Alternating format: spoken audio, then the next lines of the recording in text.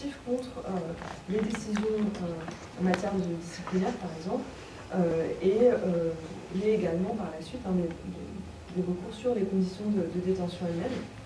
Ça a ouvert la voie à un activisme juridique qui a été mené notamment par l'OIP, qui est né à cette époque-là également, et poursuivi par des avocats militants donc sur les conditions de détention, les fouilles, etc.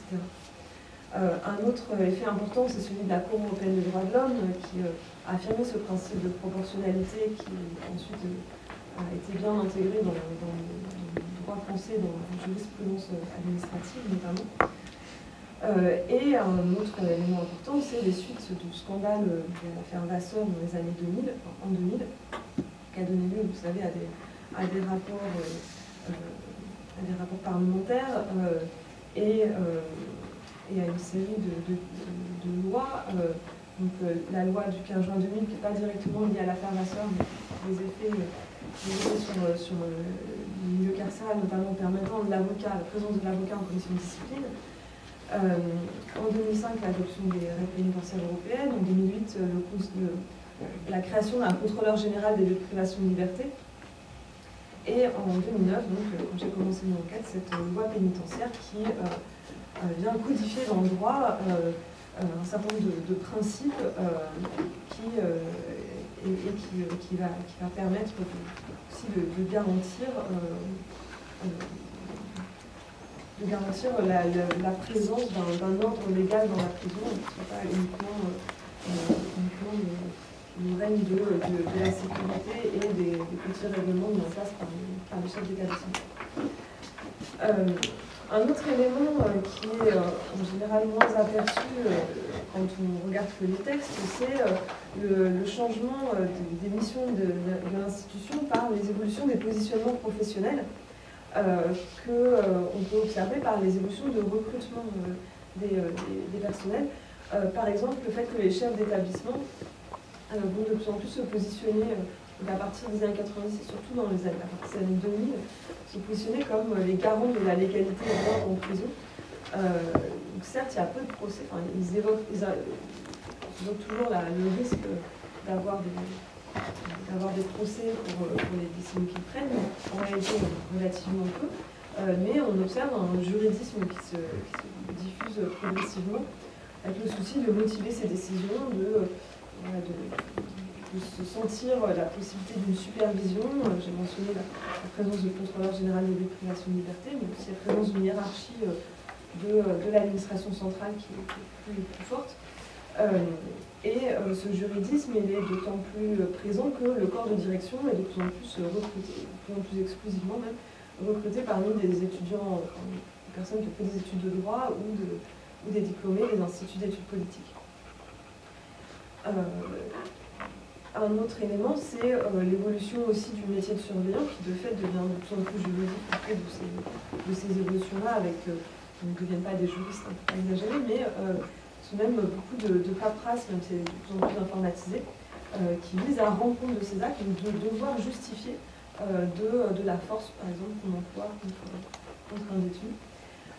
Et surtout, l'évolution une question plus juridique, elle est le plus flagrante sur le métier de conseiller d'insertion et de probation, qui va se recruter essentiellement dans les années 2000 parmi des diplômés de droit ou encore d'instituts d'études politiques, dans une période de forte augmentation des effectifs, qui ont été multipliés par 3 de 2000 à 2010, et qui sont encore en très forte augmentation actuellement suite à la loi Taubira, aux décisions de la loi Taubira.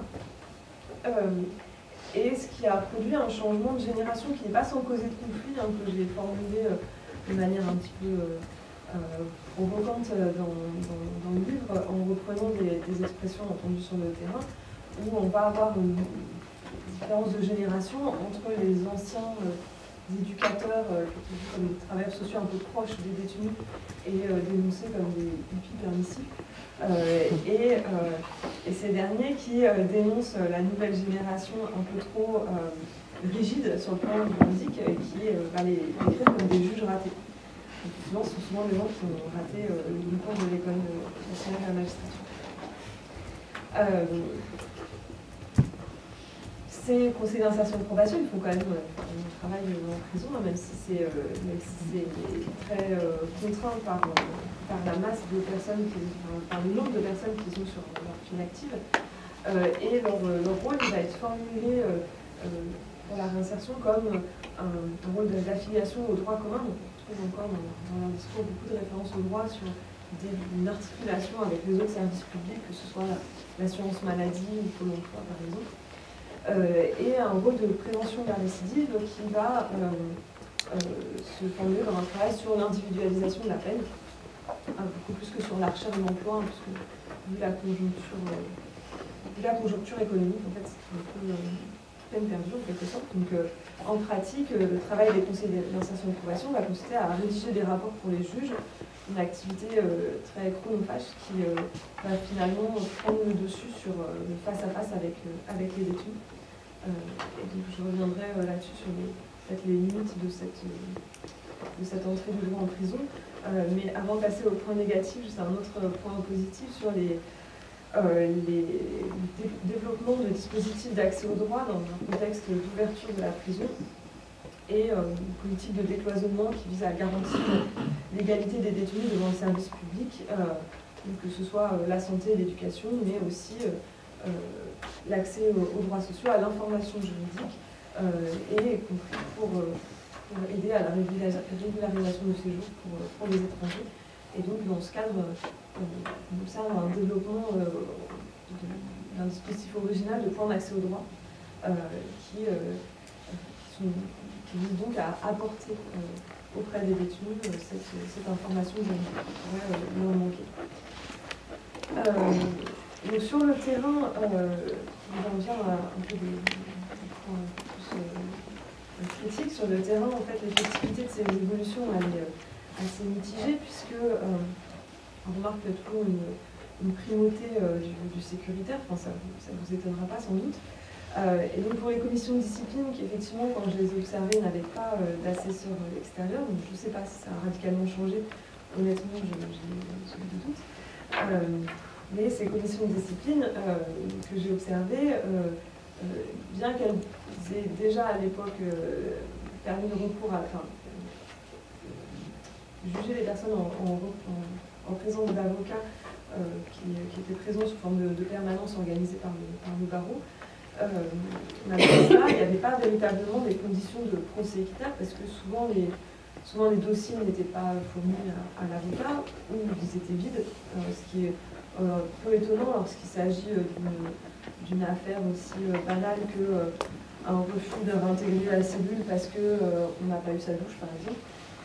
Et de fait, les enjeux pendant les commissions de discipline sont très souvent minorés puisqu'ils vont concerner le quotidien de la détention, des affaires relativement banales, voire triviales, et il est très commun que les directeurs ou directeurs adjoints qui président la commission de discipline minorent les enjeux, donc en utilisant un vocabulaire scolaire par exemple, c'est pas la cour de récré, etc.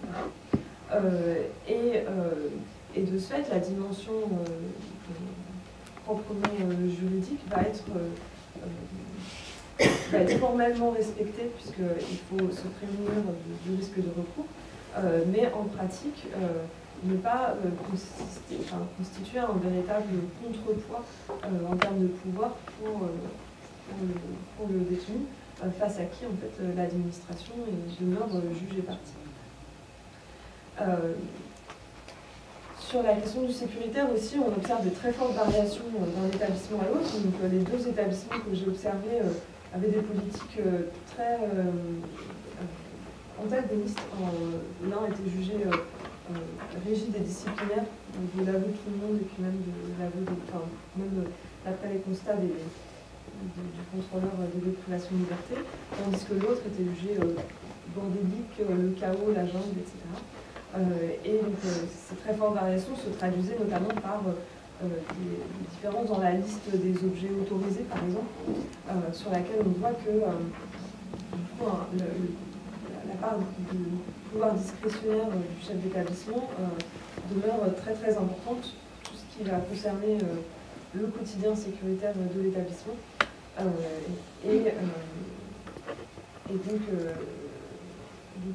malgré l'entrée du droit en prison, ça ne signifie pas une égalisation de tous les établissements sur les mêmes règles. Outre la pression sécuritaire, un autre élément que je voulais souligner, c'était la pression du nombre, hein, j'en ai déjà parlé, avec des enjeux de gestion de masse, de contrainte du temps. Et pour illustrer, je voulais juste citer les propos d'un surveillant qui m'expliquait que les conseils d'insertion et de probation sont mécontents qu'on les fasse attendre aux grilles, mais qu'on ne peut pas faire autrement parce qu'on doit gérer les douches, les rendez-vous médicaux, les parloirs, etc. Il avait 100 détenus sur sa coursive. Et donc, pour conclure sa remarque, il explique que nous, les surveillants, on ne fait pas dans le droit, on fait dans l'urgence. Et que le droit, finalement, n'est pas urgent. Ce qui ne signifie pas qu'il est pas, que lui était contre les droits des détenus, c'est pas du tout ça qu'il voulait dire, mais ce qui signifiait bien, c'était qu'il y avait un ordre de priorité dans l'établissement, et que cet ordre de priorité pouvait aller à l'encontre de règles de droit énoncées. Et ça, c'était pas formulé uniquement de la part des surveillants, mais on l'observait aussi de la part, paradoxalement aussi, des conseillers d'insertion et de probation qui allaient justifier des inégalités de traitement des publics en fonction de l'urgence des situations, en expliquant que, certes, ils doivent, leur mission est de s'occuper de toutes les personnes dont ils ont la charge, mais que matériellement, ils ne peuvent pas, et donc ils vont prioriser les suivis en fonction de la proximité de la fin de peine. Ma thèse, j'ai soutenu à l'EHESS, et l'IRIS, c'est un laboratoire de l'EHESS, je précise parce qu'il y a des confusions en fait, avec le laboratoire avec le Centre de Relations Internationales et Stratégiques, où ça n'a rien à voir. Ma thèse était à l'EHESS dans un institut interdisciplinaire sur les enjeux sociaux. Et je suis actuellement chargée de recherche CNRS, donc pas maître de conférence, ça ne se finit pas, même si je donne aussi des cours. Et je profite aussi pour annoncer que je co-anime un séminaire, donc, aussi avec Antoine, donc, avec l'IRIS, donc ce laboratoire de recherche de l'HESS et l'OIP. On fait un séminaire sur les prisons, sciences sociales et prisons, et on a une séance le 14 décembre, donc 2 semaines, sur la lutte contre la radicalisation, donc que fait la pénitentiaire essentiellement dans ce domaine-là. Suspense, vous saurez. Pour l'instant, c'est un séminaire ouvert aussi. Voilà, c'est ouvert, c'est tout public, c'est pas que des étudiants. Et c'est au 96 boulevard Raspail, donc le 14 décembre à 17h. Ouais, le parcours, on a gardé 17h. On aurait dû mettre 17h.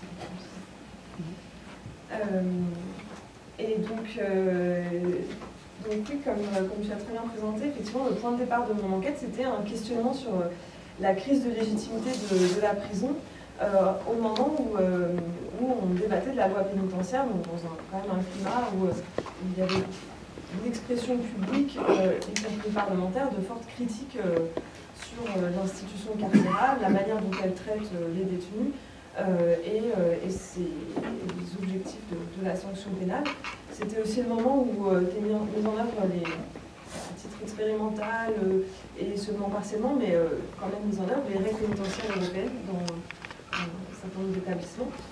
Donc c'était un contexte d'affichage d'une bonne volonté réformatrice de la part de l'administration pénitentiaire pour donner une impression d'ouverture et d'accessibilité pour les chercheurs. Donc j'étais relativement bien accueillie quand j'ai présenté mon projet, qui était initialement centré sur les étrangers en prison.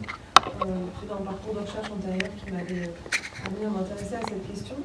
J'avais été étonnée de voir l'existence de dispositifs d'accès au droit qui étaient plus ou moins institutionnalisés, donc allant de l'intervention associative de la CIMA jusqu'à l'institutionnalisation de points d'accès au droit, et qui me semblait un peu témoigner d'une sorte de convergence de la prison sur un principe général de connaissance du droit des administrés, dans un esprit que j'ai appelé par la suite une éthique libérale du pouvoir, donc l'idée qu'on va reconnaître les droits des personnes et poser des limites au pouvoir coercitif. un peu par esprit de contradiction, j'ai choisi de faire mon terrain dans les maisons d'arrêt, qui sont typiquement des établissements où certes il y a beaucoup d'interventions associatives en région parisienne parce qu'ils sont proches de la ville et du bassin de bénévoles, etc. Mais ce sont typiquement des établissements qui cumulent les problèmes et dans lesquels il est difficile en fait, de mettre en place la réforme. C'est des établissements qui sont soumis à une forte pression du nombre, en particulier dans le contexte répressif de ces années-là, d'augmentation de la population carcérale. Et donc les établissements que j'ai étudiés, qui donc ne sont pas à Rennes, c'est simplement l'éditeur qui est à Rennes. Donc ces établissements que j'ai étudiés et que vous reconnaîtrez malgré l'anonymat, qui vise simplement, enfin l'anonymat vise à ne pas pointer du doigt des individus, ce qu'on me l'a demandé, je le respecte. Donc j'ai appelé ça un établissement de 2000 détenus en région parisienne qui a un flux d'entrée d'environ 500 nouveaux détenus par mois, donc ça donne un nombre de grandeur. Et l'autre établissement, Broussy, qui a 900 détenus et un flux d'environ 120 détenus par mois au moment de l'enquête, au niveau des entrées. Donc ce sont deux établissements qui ont un très fort turnover et une très forte surpopulation carcérale. Donc dans ce contexte, je me dis comment est-ce qu'on va humaniser la prison, comme c'est l'ambition affichée de tous les interlocuteurs. Donc en commençant ce terrain d'enquête, à partir de 2009, j'ai découvert quelque chose dont je n'avais pas du tout entendu parler dans les médias, qui était le conflit des conseils d'insertion et de probation. J'ignorais tout en fait des services pénitentiaires d'insertion et de probation, qui se trouvaient en période de gros conflit social à ce moment-là, dans un contexte de réorientation de leur mission du travail social vers la prévention de la récidive, la communication criminologique. Et en fait, il y a un lien entre tout ça parce qu'il m'a semblé que ce qui se jouait là, c'était justement une tension entre les tendances que je viens de décrire, la bonne volonté réformatrice d'une part, avec cette idée d'individualiser la peine qui va donner une place centrale en fait, au conseil d'insertion et de probation, pas centrale mais charnière, à côté de ça, le contexte répressif qui va conduire à une réorientation de cette prévention de la récidive du travail social vers la criminologie avec une coloration beaucoup plus sécuritaire de leur travail. Et donc j'ai voulu, je n'ose pas uniquement focaliser sur ces transformations professionnelles, mais je voulais un peu indiquer quel a été mon parcours intellectuel au cours de cette recherche. Et ce que j'ai essayé de faire, c'est d'examiner comment ces transformations pouvaient être révélatrices de tensions au sein de l'institution relativement au traitement des détenus, la manière dont on va, quel type de traitement on va appliquer aux personnes détenues. Et donc ce questionnement, je l'ai développé dans le cadre d'un programme de recherche collectif qui était donc dirigé par Didier Fassin et qui portait sur plusieurs institutions différentes, des institutions médico-sociales, judiciaires, pénitentiaires et policières,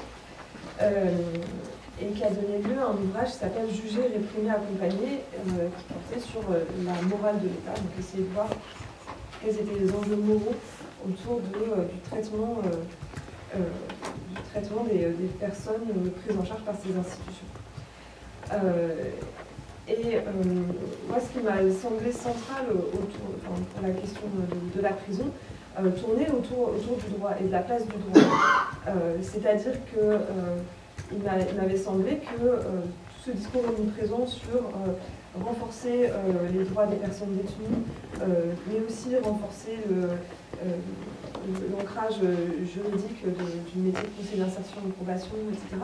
C'était des choses qui allaient pas forcément dans la même direction, mais qui étaient tout articulées à une juridicisation de la prison que je voulais un peu examiner dans ses composantes et dans ses effets sur le terrain.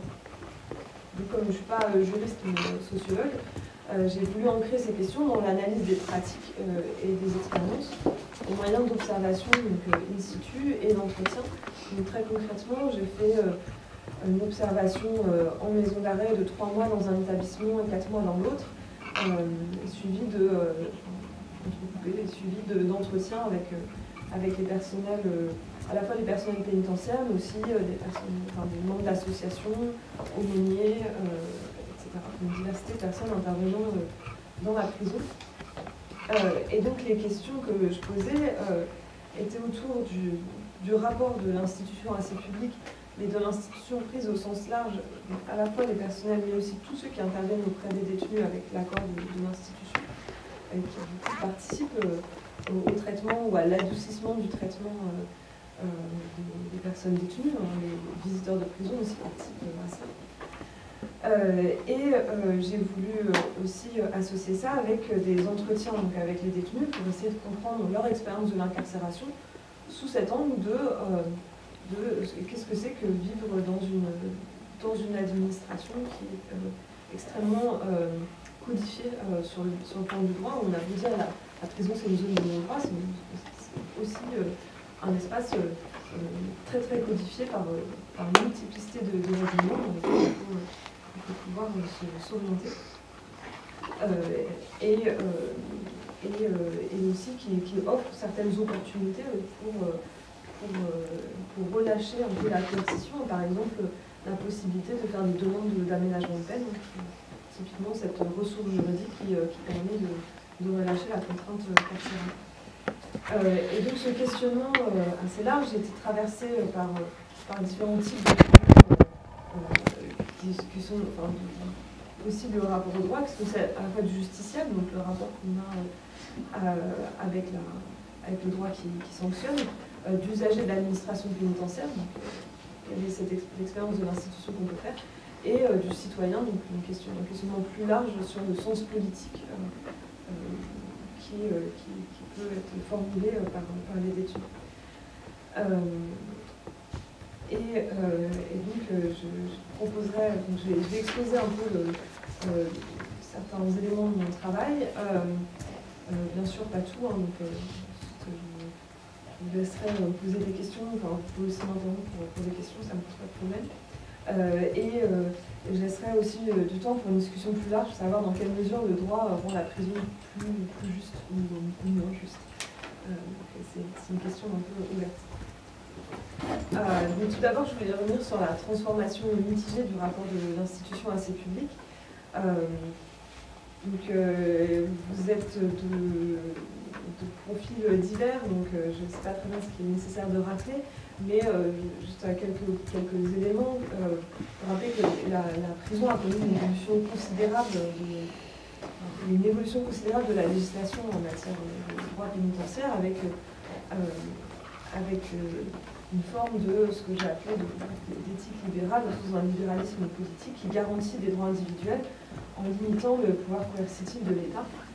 Ce qui s'est marqué par le tournant de la jurisprudence en France avec la décision du Conseil d'État de 1995, l'arrêt Marie, qui met fin à la mesure d'ordre intérieur, c'est-à-dire à ce principe selon lequel le chef d'établissement est tout à fait est l'unique personne compétente pour décider de la pertinence de mesures nécessaires à prendre pour assurer l'ordre interne. Et donc à partir de 1995, le juge administratif peut contrôler la pertinence de ces mesures, notamment leur proportionnalité. Et donc ça ouvre la voie à des recours devant le tribunal administratif notamment. Ce qui explique aussi qu'il n'y avait pas de suivi dans les maisons d'arrêt que j'ai étudiées. Je ne sais pas si c'est différent dans d'autres maisons d'arrêt, mais il n'y avait pas du tout de suivi des personnes prévenues. Ouais. Conseiller d'insertion et de probation, c'est la même chose que les SPIC ou c'est différent? Non, c'est la même chose. C'est des personnes. C'est le nom du service. D'accord. Oui, le service qui est composé de conseillers. D'accord, c'est juste pour l'indiquer. J'ai essayé d'éviter d'utiliser trop de signes. J'ai conseillé dans ça. Le bordel, enfin la maison de la bordélique, c'est la grande ou la petite? La petite. Qui est grande aussi. Enfin bon, c'est un peu une autorité publique. Mais bon, parce que la notoriété rejoint le travail du chercheur. Ah oui, bah oui. Donc c'est pas aussi de ressources. Ouais, et donc, ce qui est expliqué qu'ils ne suivaient pas les prévenus, ce qui peut d'ailleurs créer d'autres urgences, hein, quand par exemple à Bruxelles, c'est une grande maison d'arrêt, on découvre un jour un détenu pendu qui a laissé un mot déplorant que sa santé n'est pas le droit. Ce qui a donné suite à une réunion de service au sein du SPIP où il n'a pas été dit qu'on allait suivre tous les prévenus pour remédier à ce problème, mais au contraire qu'on ne pouvait pas matériellement voir en entretien les prévenus, même s'ils étaient là depuis, en l'occurrence pour la personne qui s'était suicidée, 12 mois. L'enjeu des priorisations va intervenir également pour les juges d'application des peines, pour qui il est nécessaire de prioriser les cas en fonction d'urgences qui vont là, pour le coup, être définies plutôt extérieurement. Par exemple, sauvegarder l'emploi, ce qui se voit dans le recours à la procédure hors débat, par exemple, pour contourner les délais d'audiencement, et ce qui va de fait bénéficier à la minorité la mieux insérée parmi les détenus. Donc, ce que je veux dire par là, c'est qu'en fait, voilà, il y a un certain nombre de règles, un certain nombre de contournements aussi prévus possibles de ces règles qui vont amener à des inégalités, à des différences de traitement qui sont plus ou moins bien comprises par les détenus. Et un dernier point sur cette institutionnalisation du droit dans la prison, c'est que tout cet accent qui est mis dans le discours et les dispositifs ne signifie pas nécessairement une visibilité sur le terrain. Et donc, par exemple, pour le cas des avocats, malgré leur place accrue, donc par exemple en commission de discipline ou dans les débats contradictoires d'aménagement de peine, on déplore toujours, enfin, les détenus déplorent toujours la difficulté d'avoir accès à l'avocat, notamment pour leur affaire pénale. Effectivement, les avocats reviennent relativement peu en détention, ne serait-ce que parce que le public qui est incarcéré est le plus souvent une clientèle qui n'a pas les moyens de payer l'avocat, donc l'avocat est rémunéré à l'aide juridictionnelle, qui ne rémunère pas un taux horaire suffisant pour justifier le déplacement tout en temps des avocats.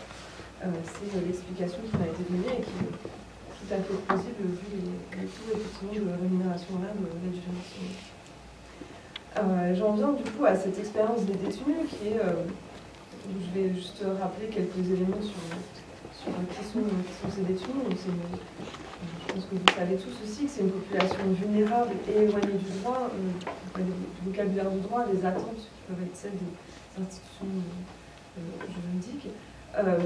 Que de fait, c'est une population qui peut être familière des institutions pénales. Beaucoup, ils ont déjà fréquenté à plusieurs reprises ces institutions. Mais quand on observe, par exemple, les entretiens arrivants, on remarque la grande confusion des entrants en prison. Ce sont des individus qui souvent ne savent pas s'ils ont déjà été condamnés quand ils arrivent, par exemple, en étant surpris que le procès aura lieu plus tard, parce qu'eux, ils croient que s'ils sont en prison, c'est qu'ils ont déjà été condamnés. Une confusion entre le mandat de dépôt et la condamnation. Ceux qui sont condamnés ne savent souvent pas pour combien de temps ils sont incarcérés, et beaucoup ne savent pas s'ils vont en avoir terminé. C'est en plus de cette confusion qui peut être liée à la procédure elle-même, hein, en fait, que tout peut se passer très vite, où il y a beaucoup de stress et d'enjeux différents au moment du déferlement au commissariat, enfin, au moment de la garde à vue, puis du déferlement au tribunal, etc. Donc en plus de ça, il y a une fragilité sociale, psychologique et aussi parfois cognitive de cette population qui se retrouve en prison. Comme je l'ai décrit avec certains cas dans mon ouvrage où je décris des personnes pour qui les personnels pénitentiaires qui font les entretiens arrivants vont se poser la question de leur degré de compréhension de la situation et de leur degré même pas de conscience mais de lucidité sur sur les actes qui leur sont reprochés et dans la maison. Il faut rappeler que la majorité des enfants chez nous sont des personnes sans emploi stable, qui ont un très faible niveau de qualification, un très fort taux d'illettrisme, et qui présentent aussi des handicaps cognitifs liés ou non à des situations d'addiction.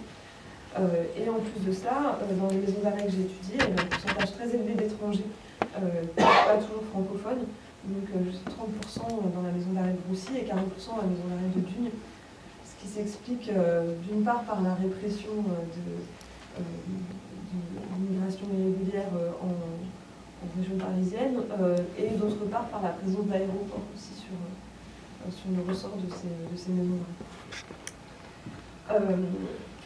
Donc voilà, ces caractéristiques sociales font que c'est une population vulnérable et éloignée du droit, et c'est aussi une population relativement défiante par rapport au droit et au discours juridique. Ce que j'ai pu voir au cours des entretiens que j'ai faits avec des détenus, pas nécessairement des étrangers, mais donc la majorité des détenus en fait sont d'origine immigrée ou des Antilles. Donc j'ai évalué à peu près 2/3 dans la maison d'arrêt de Broussy de personnes qui s'identifient ou sont identifiées comme appartenant à la minorité noire ou arabe, ce qui est c'est toujours un peu difficile de quantifier parce qu'il y a un tabou de la couleur de peau qui fait que les statistiques ethniques n'existent pas en France et ne sont pas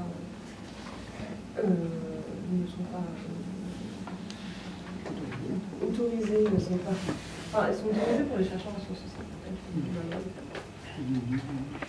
Mais elles ne sont pas institutionnalisées.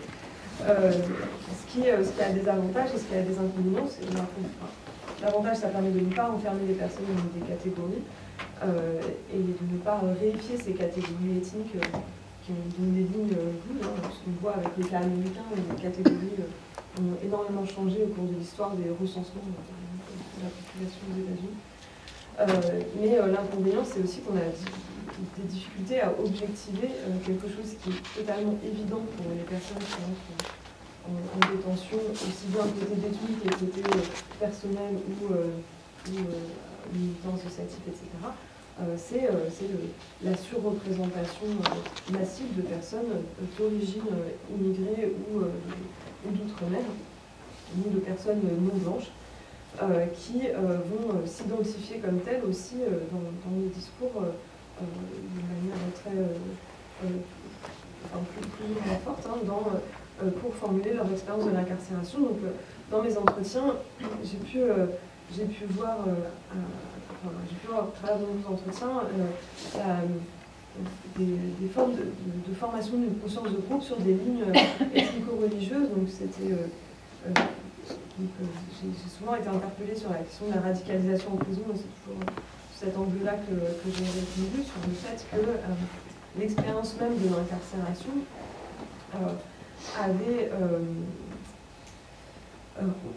était de nature à exacerber en fait un sentiment d'antagonisme par rapport à l'État, aux institutions et plus largement à ce qui est perçu comme une élite dominante, ce qui va être formulé en termes de eux et nous, comme nous dit un détenu qui nous dit qui c'est qui fait les lois, c'est Sarkozy, c'est ceux qui s'en mettent plein les poches.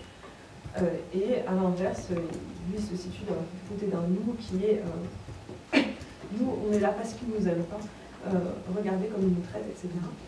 Et donc il y a une formulation dans le sens politique de l'expérience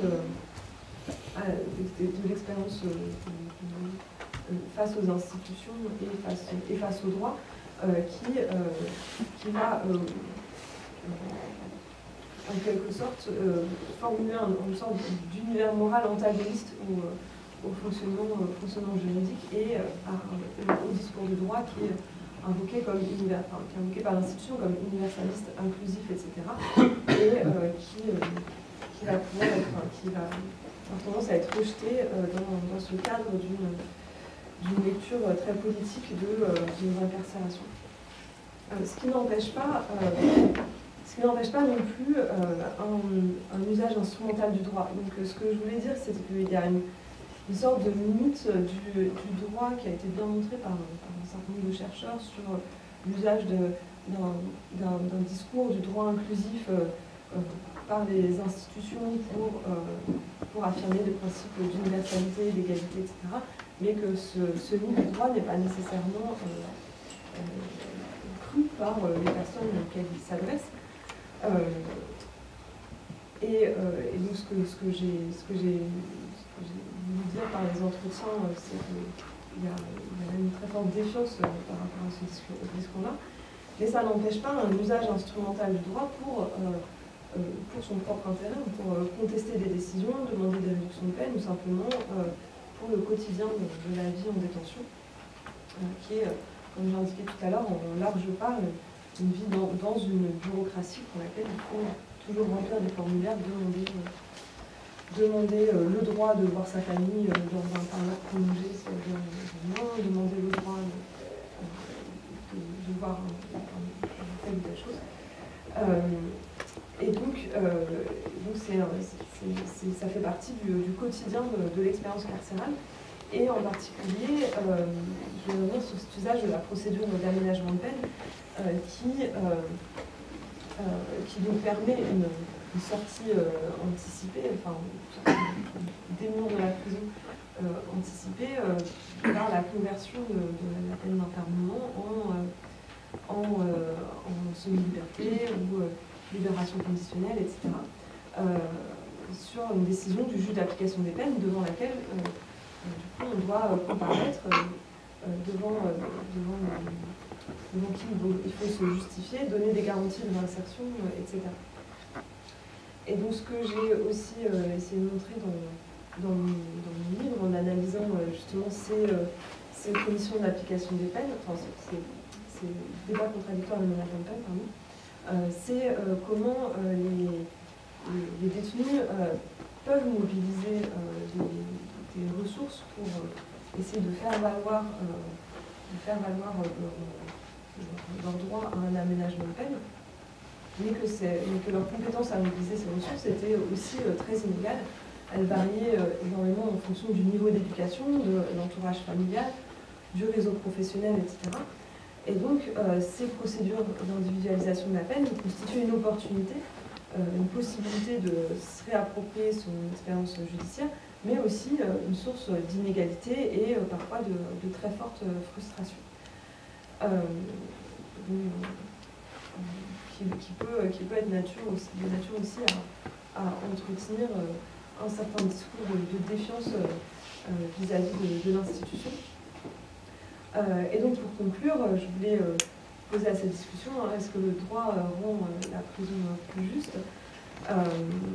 Donc dans ces audiences d'aménagement de peine, on constate des inégalités très fortes face à la peine qui ne relève pas ouvertement de la discrimination, mais plutôt d'une addition au jugement de bon sens quant aux capacités de réinsertion. Donc la personne qui a la meilleure position sociale va bénéficier du plus de confiance quant à ses capacités de réinsertion et des garanties de non-récidive qu'elle présente. Voilà, est-ce que la loi Taubira qui prévoit une plus grande systématicité de cet examen de l'aménagement de peine avec la disposition de la libération sous contrainte, est-ce que cette loi va être de nature à changer, à réfléchir un peu ce qui est perçu comme un traitement inégal dans la prison? J'ai pas fait de terrain depuis sa mise en œuvre, donc je serais très preneuse des retours que vous pouvez avoir sur cette question. Et aussi, pour conclure, ne pas tirer de conclusions cyniques parce que cette affirmation d'une éthique libérale dans la prison, qui a certes des limites, comme j'ai montré, elle a permis des expérimentations intéressantes, qui visaient, donc, pour citer un directeur pénitentiaire, à ouvrir le couvert pour pas que ça explose, des expérimentations telles qu'un plan d'accès au droit géré par des juristes salariés d'associations qui sont présents en permanence dans l'établissement et dont la mission consiste précisément à aller au-devant des personnes les plus précaires, des détenus les plus précaires qui sont le plus souvent oubliés par les services parce qu'ils ont des situations très compliquées. Et donc, voilà, je voulais aussi ouvrir à la discussion, est-ce que ce type d'expérimentation constitue une piste de travail intéressante en matière d'accès au droit dans la prison. Et donc, voilà, je m'arrête là pour discuter.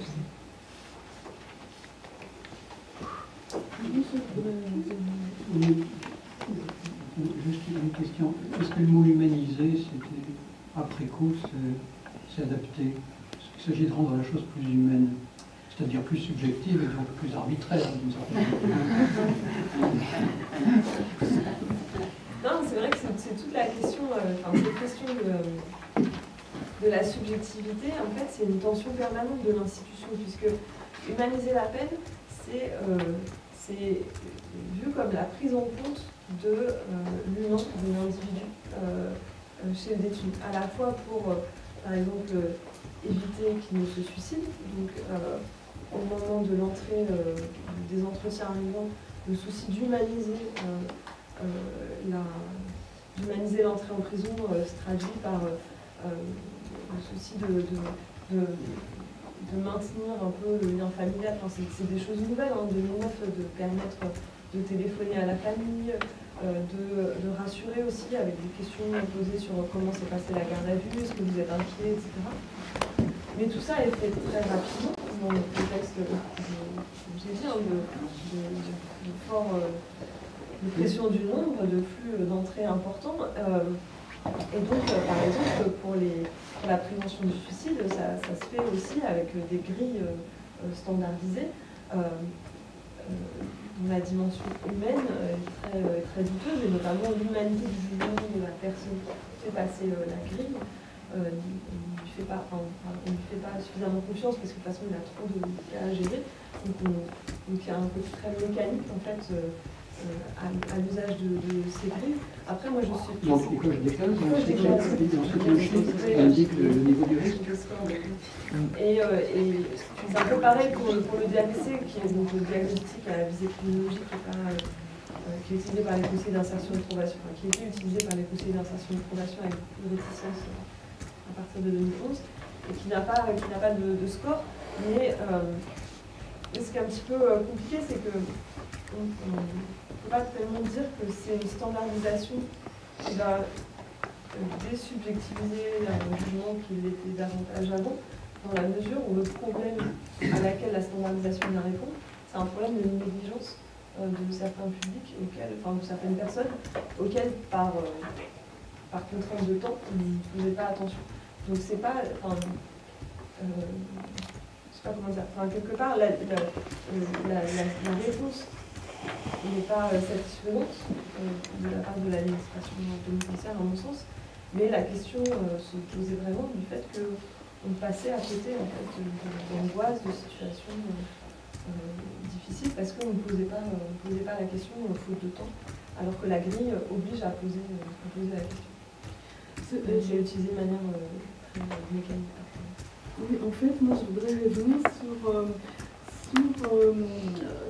qu'est-ce qui est spécifique au travail de recherche dans cette recherche-là, dans deux sites.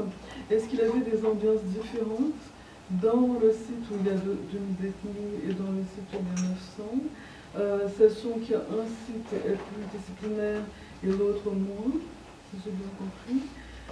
Est-ce que pour le travail de recherche, il y avait une différence finalement d'accès soit aux situations d'observation, soit aux possibilités de faire des interviews? Donc il y a un site où l'enquête a duré 4 mois. Est-ce que c'est le plus gros? Je ne sais pas. Est-ce que c'est 4 mois dans le 2000 places, 2008, et 3 mois dans le 900 000? Enfin, c'est-à-dire qu'en fait, je pense que ce qui est intéressant dans le travail empirique, c'est que ça nous apporte plus que des données écrites. Donc il y a des relations, il y a parfois dans la difficulté même d'avoir accès aux données, quelque chose qui nous renseigne sur qu'est-ce qui est spécifique à un site disciplinaire et l'autre plus volumique, en fait. Qu'est-ce qui est spécifique pour les détenus aussi, enfin, pour le chercheur d'abord. Parce qu'en fait, je n'ai pas vu beaucoup d'éléments de méthode finalement dans le livre. Il n'y a pas beaucoup de discussions sur qu'est-ce que l'enquête de terrain peut apporter en tant que vécu de chercheur dans un site et dans l'autre. Donc en fait, puisqu'on est là, j'en profite pour essayer d'en savoir plus. Qu'est-ce qui a été différent dans le travail de recherche, dans un site et dans l'autre, pouvant amener à des conclusions éventuellement sur est-ce que dans un site plus volumique, les détenus ont plus de droits, ou est-ce que c'est plutôt dans un site où c'est réglé comme je me demande, pour moi-même, parce qu'en fait, les détenus, ils préfèrent parfois rester de Bon, et puis peut-être que les uns et les autres essayent de se demander, soit comment ils réagiraient, parce qu'il y a les questions et la demande de méthode, mais ça c'est même un peu le boulot de méthode. Oui. Et puis il y a des questions, comment dire, presque de bon sens, puisque, voilà, ou politique, malgré tout. Oui.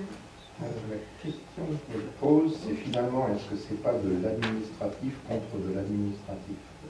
Dans une entreprise où on prend aujourd'hui en compte les risques psychosociaux, puisqu'il y a énormément de suicides dans une société qui n'est pas la mienne, qui s'appelle Orange, où ça a créé énormément de soucis. Là, la question que je me pose, c'est quelle quantité de travail administratif génère un suicide, par exemple dans la prison, par opposition au travail administratif que crée ce petit questionnaire d'accueil qui fait finalement de la prévention, quelque part, d'une manière standardisée, donc un petit peu inhumaine, mais qui a le mérite d'exister. Donc, la question, c'est, je ne sais pas ce que coûte d'un point de vue administratif la gestion d'un suicide. Ça doit générer pas mal de papier. J'imagine. Et puis le directeur de l'établissement aussi. Pour voilà. L'évasion, bon. Pas le suicide. Bon, enfin, l'idée, si vous voulez, c'est de voir, est-ce que grâce à un petit peu d'administratif, déjà, en amont, on arrive à diminuer le nombre de suicides en aval, donc on évite des paquets de gros dossiers grâce à une énorme pile de petits dossiers, qui quelque part peut aussi servir à faire la fiche S du détenu le jour où il passe en commission de probation. Sinon on va avoir trop de questions.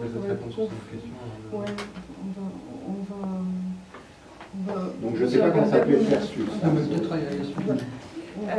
Donc sur la question de la comparaison des deux sites, alors j'ai choisi en fait de ne pas faire une comparaison terme à terme parce que en fait les facteurs de différence sont importants en même temps et sont des établissements qui sont assez proches, ils ont des caractéristiques assez proches dans la composition de la population pénale. C'est deux maisons d'arrêt, c'est pas une maison d'arrêt en établissement de peine, donc j'ai pas exactement adopté une démarche comparative. Ce qui s'est passé, c'est que j'ai pu faire un terrain sur un établissement qui s'est interrompu parce que c'était l'été, on m'a dit qu'il y avait moins de personnel pendant l'été, moi je suis partie en vacances, etc. Non. Non, c'était le 2000. Et ensuite, quand j'ai voulu revenir pour compléter, on m'a dit non, il y a quelqu'un qui fait une enquête, c'est compliqué, etc. J'ai cherché un autre établissement, il se trouve que celui de Groussy a bien voulu, enfin j'ai eu une possibilité et ils ont accepté la et donc voilà, c'est pas, j'ai pas conçu une méthode sur le papier que j'ai ensuite mis en œuvre de manière systématique et rigoureuse, j'ai eu des opportunités d'accéder au terrain que j'ai saisies et avec lesquelles j'ai essayé de faire un travail, j'essaie de faire un travail rigoureux sur le plan de l'observation et des entretiens. Et donc sur le plan de la méthode, ce que je peux souligner, c'est l'attention que j'accorde à l'ethnographie, c'est-à-dire à pas seulement ce que les gens disent, mais ce qu'ils disent en situation et ce qu'ils font. C'est-à-dire, j'espère que je l'ai un peu restitué dans mon travail, c'est-à-dire de situer les cadres de travail de la prison lorsque je parle des personnels pénitentiaires, le cadre de vie des détenus, même si je ne l'ai pas trop fait dans la mesure où je n'ai pas tellement visité de cellules et je n'ai pas fait des entretiens en cellules. Et surtout, le contexte un petit peu particulier de ma recherche aussi, c'était que c'est fait, comme je l'ai dit, dans une période de fort conflit au sein des SPIP. Or, les SPIP étaient mes principaux alliés de terrain, en fait, ce qui a rendu ma position difficile sur la durée. Donc, c'est aussi pour ça que j'ai fait que 3 mois et 4 mois. Donc, voilà. Par contre, la question de est-ce qu'il y a des différences fondamentales dans un établissement plus rigide et dans un établissement plus bordélique, ça reste quand même 2 prisons, quand même beaucoup de points communs. Et ce que j'ai pu dire sur la coloration plus ou moins disciplinaire de l'atmosphère de l'établissement n'en fait pas des établissements radicalement différents.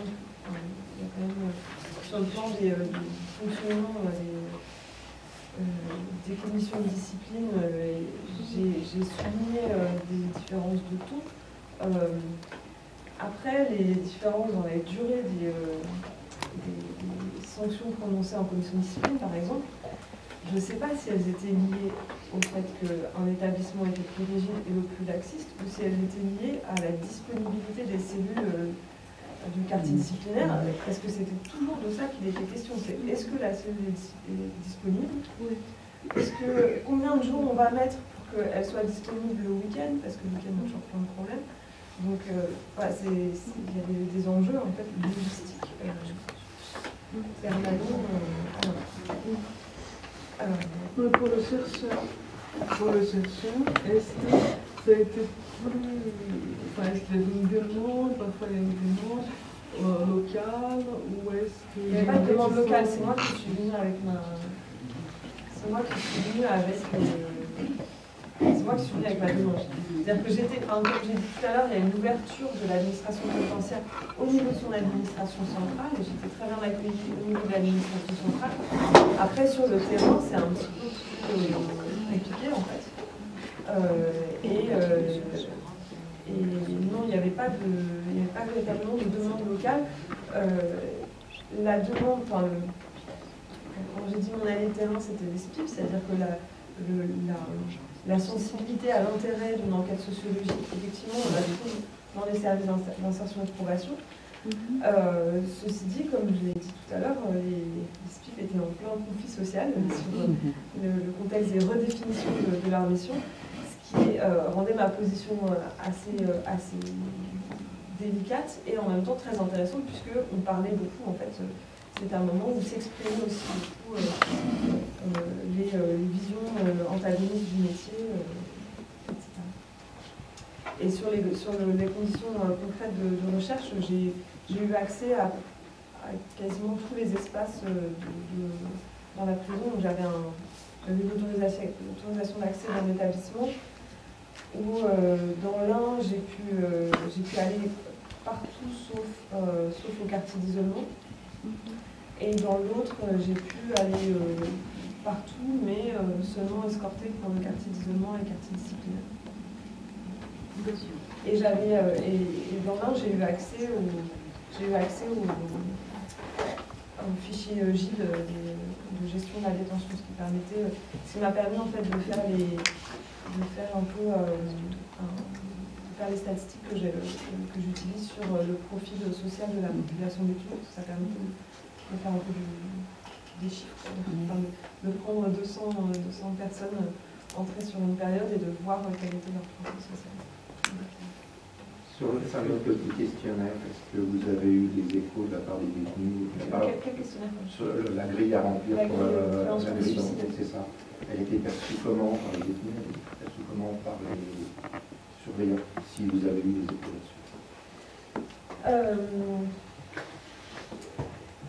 Alors, les personnels, ils étaient un petit peu ambivalents parce qu'à la fois, ils trouvaient que c'était beaucoup de paperasse et en même temps, c'est une vraie préoccupation pour eux, le suicide. C'est un vrai problème. Ils ont un vrai souci de le prévenir. Et pour un lieutenant qui est en charge d'un bâtiment ou d'une division, c'est très très grave, c'est un suicide. Donc la grille, pour eux, c'est un outil, et c'est un outil important en fait, qui leur permet au moins de se dire que je vais poser la question. Après,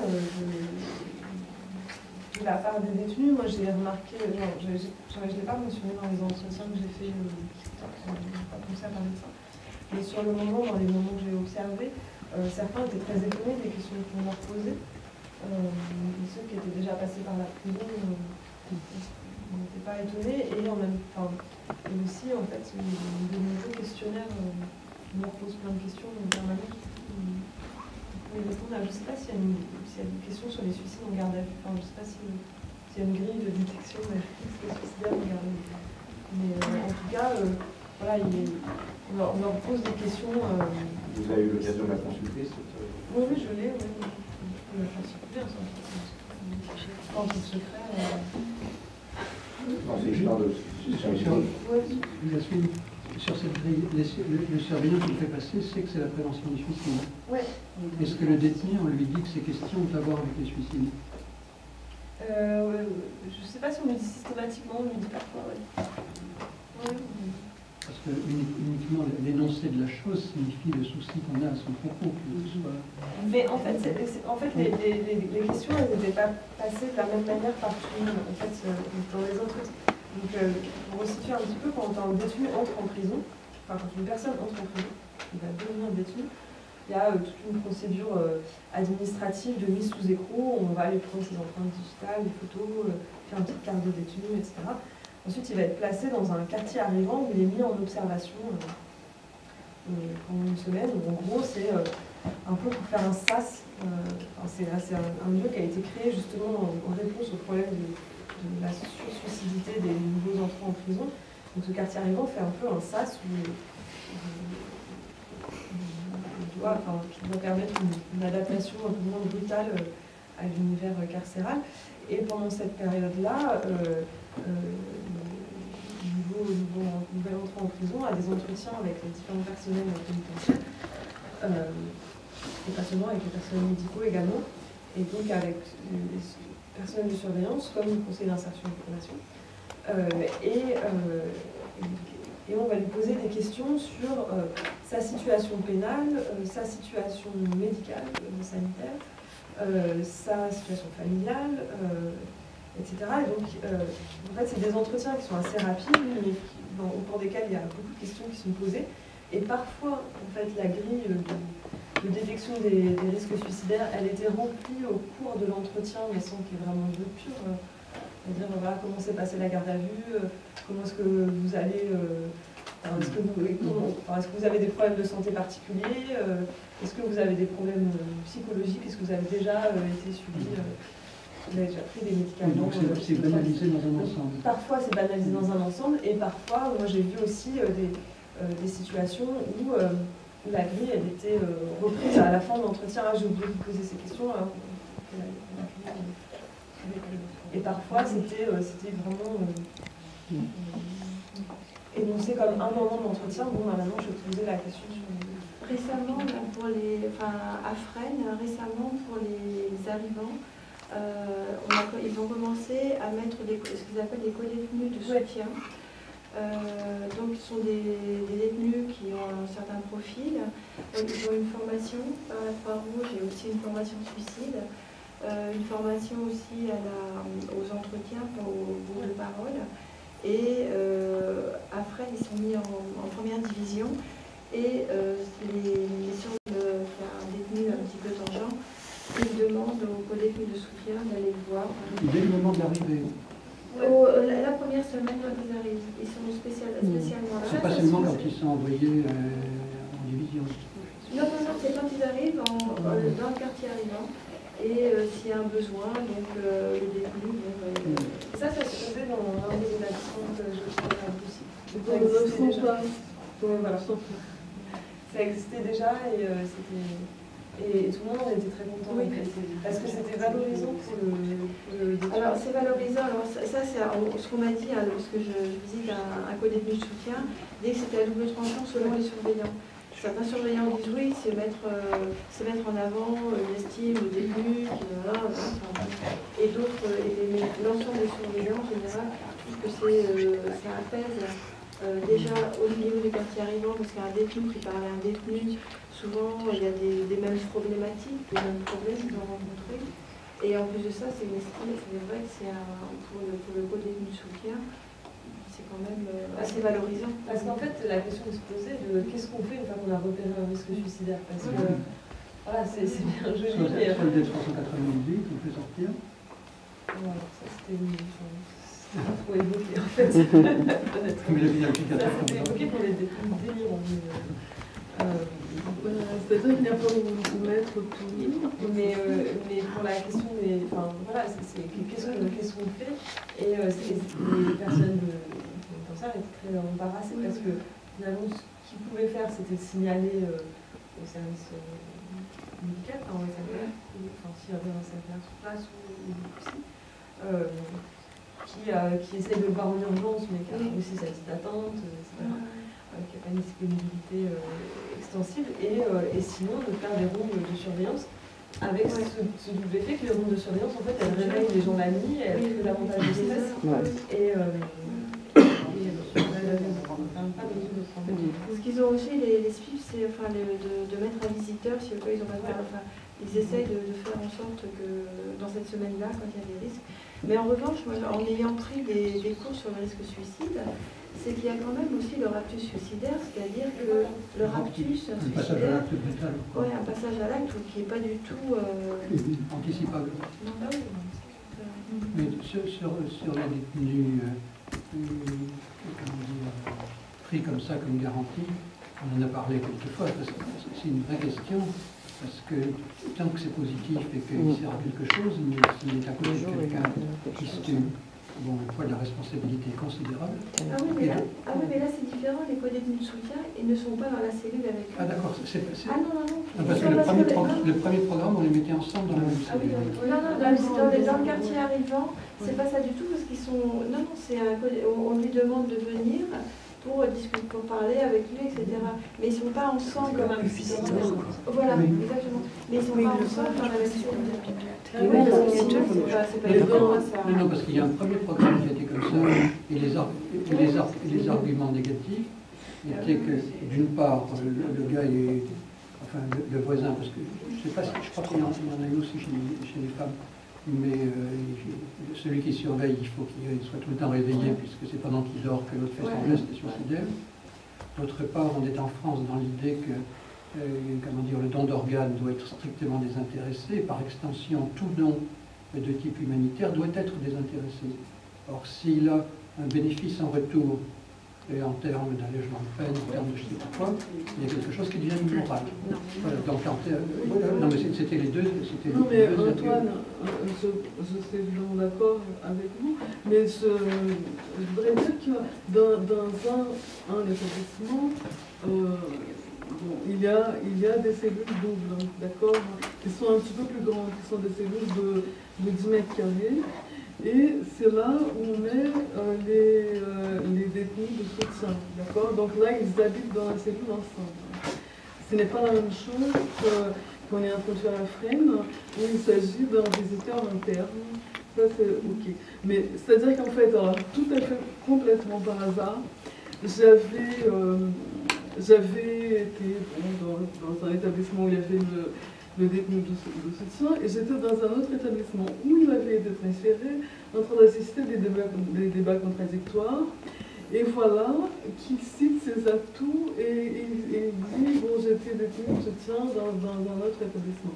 Et donc, ça, enfin, je vais dire, ça fait partie indéniablement des bons points qu'ils peuvent mettre dans la balance quoi, pour un aménagement de peine. Ils ne vont pas se priver de le faire, même s'ils peuvent être aussi tout à fait motivés pour être dans une relation d'aide, d'être aussi l'objet de la confiance des chefs, comme ils disent. Enfin, c'est-à-dire que là, pour le coup, c'est d'une part le médecin et d'autre part le directeur de prison qui autorise le couple aidé dans la cellule. C'est-à-dire qu'il y a une double proposition. Ce qui est évidemment complexe, comme voilà, bon, le médecin en question, il était assez satisfait de cette possibilité-là, et voilà, donc apparemment, il trouvait qu'il avait moins de soucis, etc. Mais c'est très ambivalent, c'est très dur, enfin, c'est-à-dire que d'un point de vue éthique, c'est très complexe, c'est très paradoxal. Enfin, je ne sais pas si... Indépendamment de ces questions-là, parce que je pense qu'il faut aussi que tout le monde puisse s'exprimer si... Pardon, je disais indépendamment de ces questions-là, sauf si vous souhaitez revenir, parce qu'il est important que tout le monde puisse s'exprimer si ou elle le souhaite.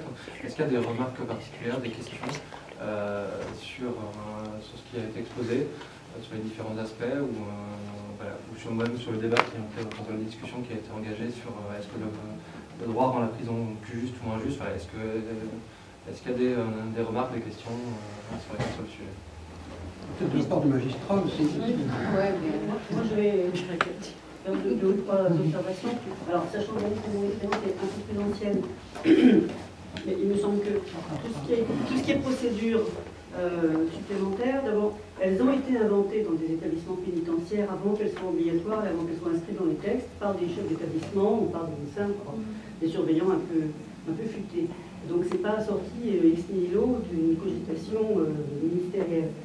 Et donc il y avait des expérimentations de ci, de là, de telle ou telle façon d'accueillir les nouveaux arrivants, par exemple. Donc même si c'était pas exactement la même grille, l'entretien d'arrivée il est bien antérieur à la grille obligatoire. L'autre chose que je voudrais dire, c'est que moi donc, même si je me suis trompée entre l'éditeur qui est à Rennes et l'établissement qui sont en région parisienne, je pense qu'il doit y avoir des grosses différences entre la région parisienne et les autres régions et les établissements que je connais d'ailleurs. C'est une première différence. Et puis une deuxième différence, c'est que c'est des maisons d'arrêt et que donc les détenus, pour la plupart qui y sont des gens qui ne sont pas encore jugés ou qui sont jugés avec des condamnations de courte durée. Ce qui fait qu'il y a probablement, alors c'est un sujet que je lance aux sociologues qui sont présents ici, d'autres choses à observer dans les établissements pour peine. Qu'il y a des choses qui sont certainement des observations exactes là où elles ont été faites, mais qu'on ne peut pas forcément l'extrapoler. Et sinon, globalement, je trouve que tout ce qui a été mis comme procédure, même si elles ont été inventées de ci, de là, c'est une façon de réduire l'arbitraire qu'il y avait auparavant, et que moi, en tant que présidente de cour d'assises, par exemple, je n'avais aucune information sur les règles internes de la détention, même si j'allais en détention pour les entretiens avant les procès, même si je les faisais visiter à tous mes jurés régulièrement, je n'arrivais pas à avoir d'informations directes. Et j'avais vraiment le sentiment que le chef d'établissement était tout puissant et pouvait tout faire. Donc il y en avait des bons, des gentils, des sympas, et puis d'autres qui étaient plus raides, plus difficiles. Et moi je pense que tout ce qui est procédure obligatoire, au-delà des inventions qui ont été faites à ci, de là, c'est une bonne chose, parce que ça limite effectivement le pouvoir qu'avait effectivement le chef d'établissement de régler comme il le voulait un certain nombre de choses. L'accès au travail, par exemple, il y avait des établissements où c'était interdit à ceux qui devaient être jugés pour des faits criminels, ceux qui étaient passés en cour d'assises, ils n'avaient pas le droit de travailler. J'ai jamais réussi à savoir si c'était une invention du chef d'établissement ou s'il y avait une circulaire quelque part de l'administration pénitentiaire qui leur disait réserver le travail, donc on n'allait pas pour tout le monde, à ceux qui ne sont pas dans une perspective de procès criminel. Des choses comme ça mettaient à moi, présidente de cour d'assises, complètement hermétique. Je pense que du moment c'est pas du passé. Alors moi j'en ai observé sur le terrain dans la question de on ne peut pas mettre quelqu'un qui est en procédure criminelle à un poste d'auxiliaire en détention. Oui, mais ça sort de quoi? Du chef d'établissement ou d'une circulaire ou d'une règle? C'est vrai que honnêtement, je sais pas. Et le présenter comme quelque chose qui est une règle de... Oui, mais moi j'ai vu ces règles changer, y compris dans les établissements. Je pense que c'était plutôt l'ajustement en fonction de la quantité de travail que l'établissement recevait à faire. Et donc le chef d'établissement faisait lui-même ses priorités, par exemple. Donc le côté hermétique des règles applicables en prison, ils étaient valables, y compris pour moi qui y allais, qui voyais des gens, qui discutaient, et il y avait des choses que je ne savais que parce que les victimes m'en avaient parlé. Et vous pouvez dire où En Bretagne, essentiellement à Rennes, et dans d'autres départements de Bretagne. Ça pose la question du règlement intérieur, je pense, parce que ça c'est pareil, c'est un écrit très important et auquel on n'a pas toujours accès ou pas du tout. C'est toujours en révision en fait. Oui. Et j'avais le dernier Pourquoi on n'arrive pas à avoir Alors moi, on m'a dit que récemment, là, il y avait un règlement type qui avait été fourni par l'administration centrale. Donc j'adapte. En tout cas, d'expérience à l'OIP, les règlements intérieurs, on les demande aux établissements et quand ça traîne, on passe par le tribunal administratif puisqu'ils ont l'obligation de les communiquer. Bon, ceci étant, c'est... Tu donnes celui Il y en a pas mal, mais dernier c'est très validé, difficile d'arriver à les avoir. Voilà, peut-être ça c'était une première réaction magistrat, peut-être une deuxième. Oui, alors je ne crois pas que vous ayez parlé de l'application, enfin de la non-application plus exactement du droit du travail en maison d'arrêt, mais je ne suis pas sûre que vous ayez vu des maisons d'arrêt dans lesquelles il y avait peut-être des possibilités de travail pour les détenus. Et ça, je trouve que c'est vraiment choquant. De manière plus générale, moi je n'ai plus confiance en la Cour européenne des droits de l'homme pour que les choses avancent, je vous le dis comme je le pense. Donc, effectivement,